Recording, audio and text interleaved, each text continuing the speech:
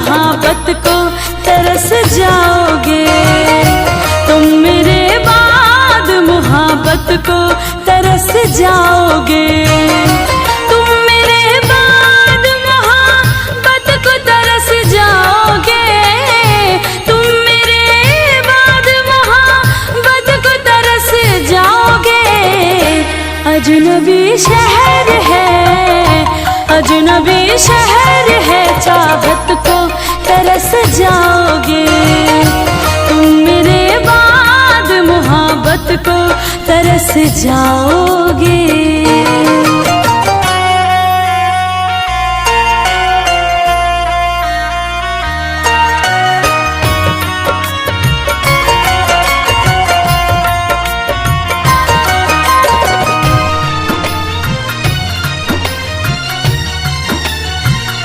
मेरी आँखों में आंसू देख के मुस्कुराते हो।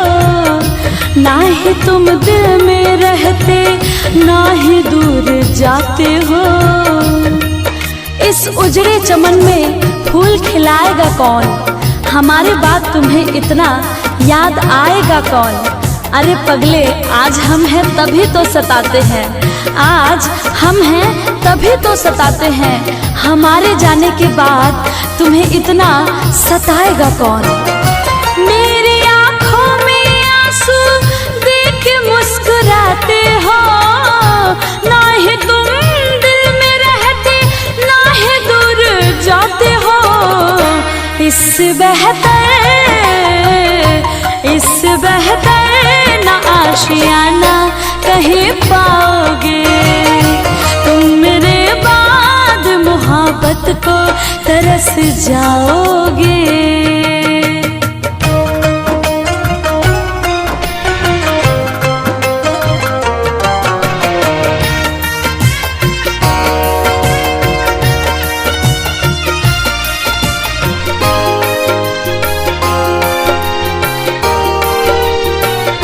मैंने दिल तुझको दिया, ये खता हमारी है। मुझको तो तुझसे इश्क करने की बीमारी है। दिल लगाकर दिल दुखाया नहीं करते, हंसते हुए चेहरे को रुलाया नहीं करते। अरे जब दर्द दूर नहीं कर सकते तो दर्द देते ही क्यों हो? अपने चाहने वाले को इस कदर सताया नहीं करते। मैंने दिल तुझको दिया, ये खता हमारी है। मुझको तो तुझसे इश्क करने की बीमारी है।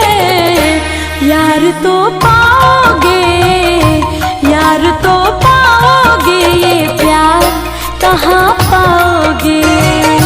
तुम मेरे बाद मोहब्बत को तरस जाओगे।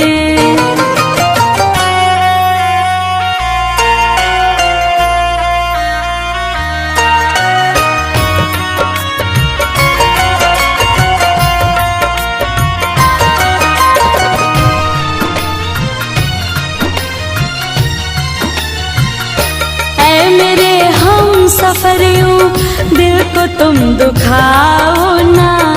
दिल तो बच्चा है अभी, इसको तुम रुलाओ ना। तू कहीं भी रहे, सर पे तेरे इल्जाम होगा। तेरे होठों की लकीरों पे मेरा ही नाम होगा। अरे मुझको अपना बना या ना बना, मुझको अपना बना या ना बना, तू मेरे नाम से जरूर बदनाम होगा।